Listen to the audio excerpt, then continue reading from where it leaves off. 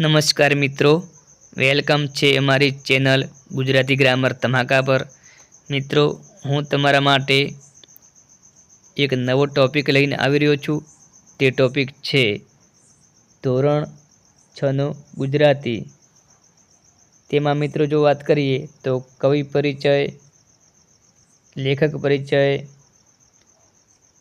સાહિત્ય પ્રકાર, કાવ્ય તથા પાઠનો મહિમા અને મિત્રો સંપૂર્ણપણે વ્યાકરણ પણ આવરી લેવામાં આવેલો છે। તો મિત્રો ખાસ આ વિડીયો વધુમાં વધુ મિત્રો સાથે શેર થાય એવો પ્રયત્ન કરજો, જેથી કરીને બીજા મિત્રોને પણ ઉપયોગી બની શકે। અને મિત્રો બીજું કે ટેટ 2ની તૈયારી કરતા મિત્રો માટે ખાસ આ વિડીયો ઉપયોગી બનશે। તો મિત્રો લિંકને ફટાફટ શેર કરી દો। તો હવે આપણે સ્ટાર્ટ કરીશું।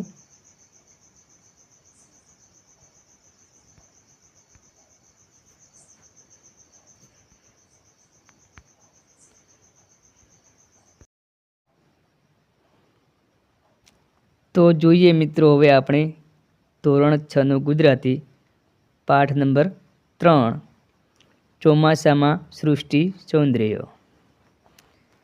લેખક છે ગીજુભાઈ બધેકા।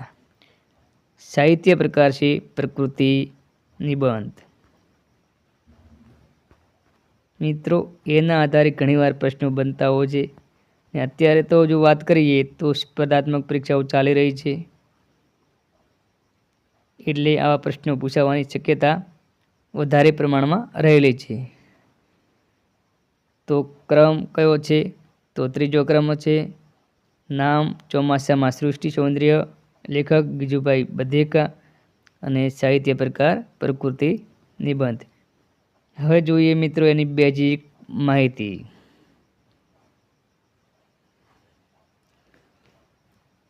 ગીજુભાઈ બધેકા કેળવણીકાર હતા। પ્રશ્ન મિત્રો બની શકે, ગીજુભાઈ બધેકા શું હતા અથવા તો કયા લેખક કેળવણીકાર હતા? તો આપણો જવાબ હોવો જોઈએ ગીજુભાઈ બધેકા। મૂછાળીમાં તરીકે જાણીતા ગીજુભાઈએ બાળ કેળવણીના ક્ષેત્રે નોંધપાત્ર કાર્ય કર્યું હતું।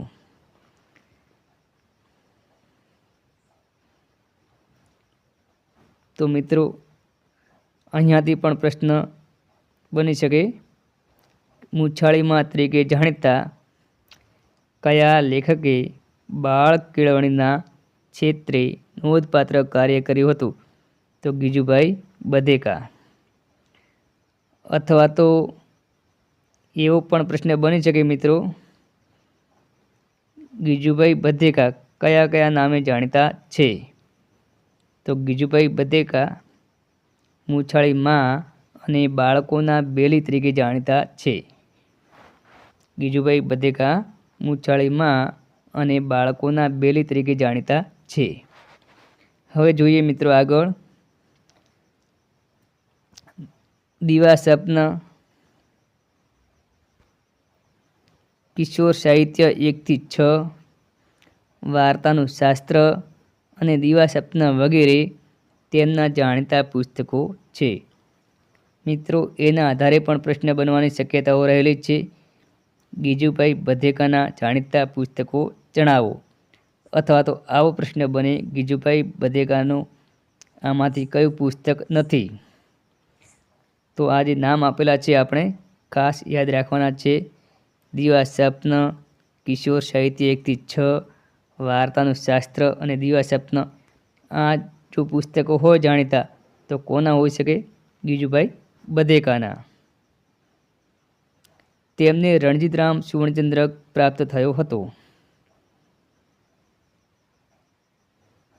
ગીજુભાઈ બધેકાને કયો ચંદ્રક પ્રાપ્ત થયો હતો? રણજીતરામ સુવર્ણચંદ્રક પ્રાપ્ત થયો હતો। પ્રશ્ન મિત્રો બની શકે કે ગીજુભાઈ બધેકાને કયો પુરસ્કાર મળેલો છે અથવા કયો એવોર્ડ મળેલો છે? તો આપણે ખાસ ધ્યાન આપવાનું છે અહીંયા મિત્રો કે રણજીતરામ સુવર્ણચંદ્રક પ્રાપ્ત થયો હતો. હવે આગળ જોઈએ મિત્રો. આ પ્રકૃતિ નિબંધમાં ચોમાસાની ઋતુના સૌંદર્યનું સજીવ વર્ણન છે. મિત્રો એના આધારે પણ પ્રશ્ન બની શકે. ચોમાસામાં સૃષ્ટિ સૌંદર્ય પ્રકૃતિ નિબંધમાં શાનું વર્ણન કરવામાં આવેલું છે? તો ચોમાસાની ઋતુના સૌંદર્યનું સજીવ વર્ણન છે. ચોમાસામાં જે જુદા જુદા જીવજંતુઓ જોવા મળે એ વિશે લેખકે રસપ્રદ માહિતી આપી છે. નિબંધના અંતે ચોમાસું આવ્યું છે એમ કહીને લેખક સૌને નિશાળના બારણા ખુલ્લા મૂકીને કુદરતના ખોળે ખેલવા નીકળવા હાકલ કરે છે. મિત્રો એના આધારે પણ પ્રશ્ન બની શકે કે નિબંધના અંતે કયા શબ્દો છે? ચોમાસું આવ્યું છે એવા શબ્દો અહીંયા જોવા મળે છે. મિત્રો ફરી એકવાર આપણે નજર કરી લઈએ, જેથી કરીને પરીક્ષામાં એક પણ માર્ક્સ ખોવાનો વારો ના આવે. પાઠક્રમ કયો છે મિત્રો? ત્રીજો. નામ છે ચોમાસામાં સૃષ્ટિ સૌંદર્ય. લેખક છે ગીજુભાઈ બધેકા. સાહિત્ય પ્રકાર પૂછાય તો અહીંયા આપેલું છે પ્રકૃતિ નિબંધ. અને પ્રકૃતિ નિબંધ છે મિત્રો, એમાં શાનું વર્ણન કરવામાં આવેલું છે? તો ચોમાસાની ઋતુના સૌંદર્યનું સજીવ વર્ણન છે. ગીજુભાઈ બધેકા કેળવણીકાર હતા. મૂછાળીમાં તરીકે જાણીતા ગીજુભાઈએ બાળ કેળવણીના ક્ષેત્રે નોંધપાત્ર કાર્ય કર્યું હતું. હવે પૂછી શકાય ગીજુભાઈ બધેકાના જાણીતા પુસ્તકો. તો દિવાસ્વપ્ન, કિશોર સાહિત્ય 1 થી 6, વાર્તાનું શાસ્ત્ર વગેરે જાણીતા પુસ્તકો કોના છે? તો ગીજુભાઈ બધેકાના. ગીજુભાઈ બધેકાને કયો પુરસ્કાર મળેલો છે? તો રણજીતરામ સુવર્ણચંદ્રક. ઓકે મિત્રો, ખ્યાલ આવી ગયો છે. હવે આપણે જોઈએ આગળ.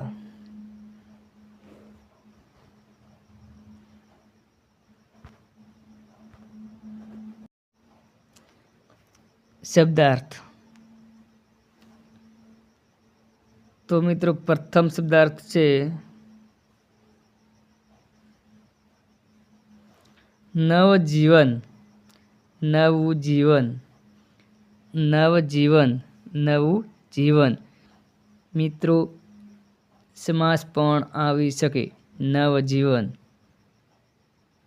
તો મિત્રો કયો સમાસ બની શકે? નવજીવન એટલે કે નવું જીવન. કર્મધારય સમાસ. ખાસ મિત્રો ધ્યાન આપજો. નવજીવન કયો સમાસ બનશે? તો કર્મધારય સમાસ. બપૈયું ચાતક એક પક્ષી. બપૈયું એટલે કે ચાતક એક પક્ષી. મિજલસ સભા મજલિસ. ઇન્દ્રધનુષ્ય મેઘધનુષ્ય. સ્ફૂર્તિ તાજગી. પસારવું ફેલાવવું લંબાવવું. પાવો એક જાતની વાંછળી. નીક પાણી જવાનો રસ્તો. છો ભલે. ભણી તરફ. ઇન્દ્રગોપ ગોકળ ગાય.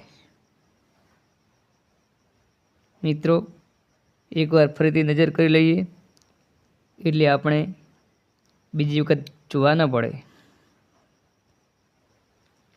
નવું જીવન સમાસ આવે તો નવજીવન કયો સમાસ બનશે? કર્મધારય સમાસ. બપૈયો ચાતક એક પક્ષી. મિજલસ સભા મજલિસ. ઇન્દ્રધનુષ્ય મેઘધનુષ્ય. સ્ફૂર્તિ તાજગી. પસારવું, ફેલાવવું, લંબાવવું, પાવો, એક જાતની વાંસળી, નીક, પાણી જવાનો રસ્તો, છો, ભલે, ભણી, તરફ, ઇન્દ્રગોપ, ગોકળગાય. ખ્યાલ આવી ગયો છે મિત્રો. હવે જોઈએ આપણે આગળ.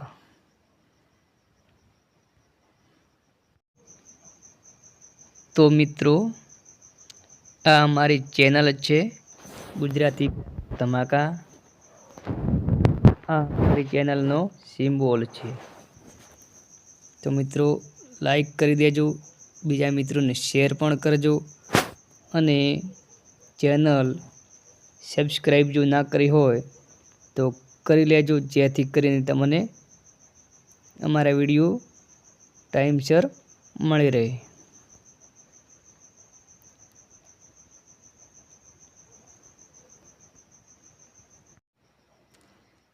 શબ્દ સમૂહ. શબ્દ સમૂહ માટે એક શબ્દ. શબ્દ સમૂહ માટે એક શબ્દ. જોઈએ પ્રથમ, વાદળાની ગર્જના અને વીજળી, ગાજવીજ. વાદળાની ગર્જના અને વીજળી, ગાજવીજ. રાત્રે તીણા અવાજથી બોલતું જીવડું, તમરું. રાત્રે તીણા અવાજથી બોલતું જીવડું, તમરું. દરિયામાં ગયેલી જમીનની લાંબી પટ્ટી, ભૂશીર. દરિયામાં ગયેલી જમીનની લાંબી પટ્ટી, ભૂશીર. જેની 3 બાજુએ પાણી હોય તેવો ભાગ, દીપકલ્પ. જેની 3 બાજુએ પાણી હોય તેવો ભાગ, દીપકલ્પ. ચોમાસામાં થતું એક જીવડું, ઇન્દ્રગોપ. ચોમાસામાં થતું એક જીવડું, ઇન્દ્રગોપ. 2 મોટા સમુદ્રને જોડનારી ખાડી, સામુદ્રધુની. 2 મોટા સમુદ્રને જોડનારી ખાડી, સામુદ્રધુની.